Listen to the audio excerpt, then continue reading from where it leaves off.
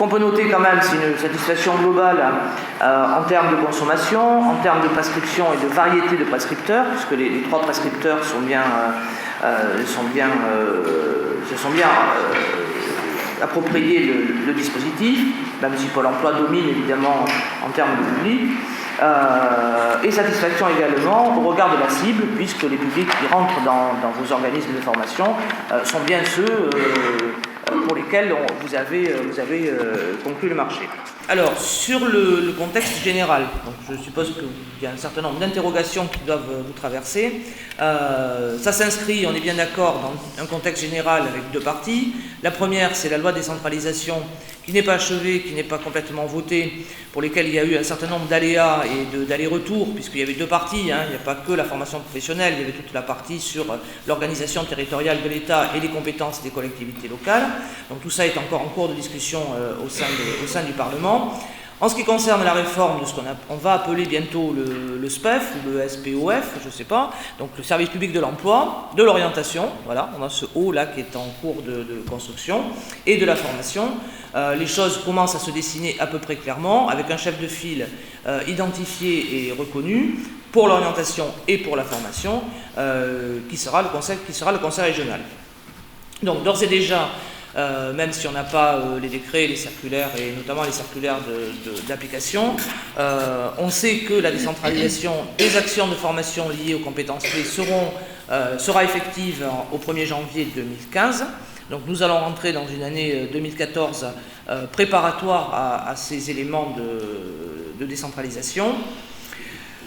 Que fait l'État dans ces cas-là? Est-ce qu'il se contente de faire un chèque en disant allez-y? Bon, c'est pas tout à fait comme ça que ça se passe. Moi, pour avoir connu la décentralisation du CFI pour les plus anciens d'entre vous, il y a bien un débat avec la région. C'est-à-dire que même si légalement, et cette subtilité pourrait vous échapper, même si légalement, lorsque l'État décentralise des actions, ça s'inscrit dans ce qu'on appelle la DGF, c'est-à-dire la délégation générale de fonctionnement, donc ça vient dans le budget global de la région, et à partir de là, la région peut orienter, peut dire, moi, je ne suis pas obligé de reconduire dans l'État ce que l'État me décentralise. Voilà.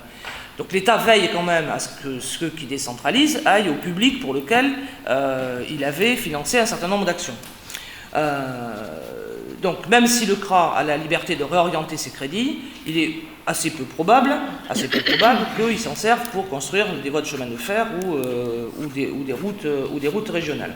Donc l'État est là pour veiller à ça, et je pense que donc 2014 sera une année d'échange avec eux, de manière à préserver, sans doute peut-être au moins une chose, c'est vos activités. Bon, ce qui risque de ne pas poser trop de difficultés dans la mesure où il y a un marché région et un marché État. Donc ça, c'est plutôt de la mécanique financière, comment on transfère un marché. Donc tout ça, bon, moi ça m'échappe également, et je pense que ça échappe aussi à Véronique, parce qu'on a des spécialistes à l'ADR sur ces affaires de marché.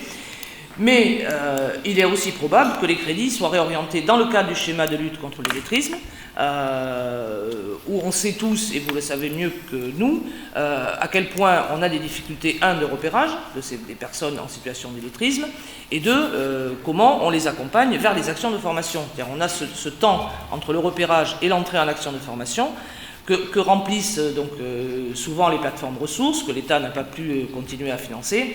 Donc c'est tout ce débat dans le cadre de ce schéma entre l'État et la région qui amènera, je l'espère en tous les cas, de tout cœur, qui amènera à un transfert correct, j'ai envie de dire, mais surtout intéressant, et pour vos organismes, et surtout pour les publics. Un dernier point quand même, vous avez tous entendu ou vu, ou sûrement entendu parler, ou vu concrètement, notamment dans les partenariats que vous menez sur les zones, l'arrivée d'un nouveau dispositif qui s'appelle les emplois d'avenir. Donc moi je souhaiterais qu'on ait un petit échange là-dessus pour voir peut-être comment vous voyez le dispositif, et est-ce que vous avez été sollicité, notamment sur les actions de formation concernant ces jeunes, dont je rappelle en Aquitaine, qui concerne ce matin à peu près 2900 jeunes, ce qui est quand même pas mal, sur un objectif de 4200. Et pour des faibles niveaux de qualification, avec une cible complètement respectée, puisqu'on est à 90% de 5 et infra 5, donc on est vraiment dans la cible, et le pari semble en voie d'être gagné, à savoir que ces jeunes-là, malgré des niveaux de formation soit inexistants, soit très faibles, accèdent bel et bien au marché du travail, sur des contrats longs, de 3 ans ou en CDI.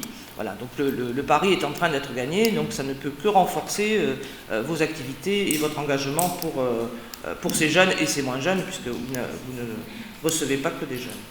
Voilà, et je vais passer la parole à Josette Laborde pour la présentation du dispositif.